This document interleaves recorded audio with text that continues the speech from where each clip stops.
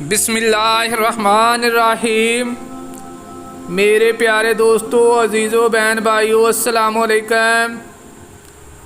दुरूद पाक पढ़ें, चलते हैं हदीस मुबारक की तरफ। ये हदीस मुबारक बुखारी शरीफ की रवायत है जो मैं आप लोगों के सामने बयान कर रहा हूँ।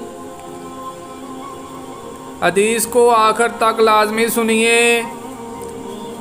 हदीस मुबारक को सुनना नहायत सवाब का काम है। उन्होंने पूछा, या रसूल अल्लाह, इन नेक कामों के मुतल्लिक आपका क्या हुक्म है जिन्हें मैं जहालत के ज़माना में सिला रहमी, गुलाम आज़ाद करने और सदका देने के सिलसिला में किया करता था? क्या इन अमाल का भी मुझे सवाब मिलेगा?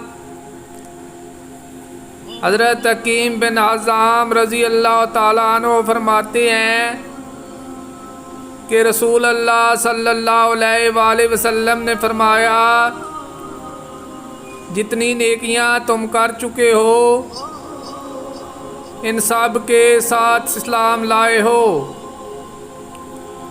मेरे प्यारे दोस्तों, अगर आप हदीस मुबारक सुनना पसंद करते हैं तो इस तरह की मज़ीद हदीस के लिए चैनल को सब्सक्राइब कर लें। बराए मेहरबानी वीडियो को लाइक भी करें। इजाज़त दें, मिलते हैं फिर एक नई हदीस के साथ।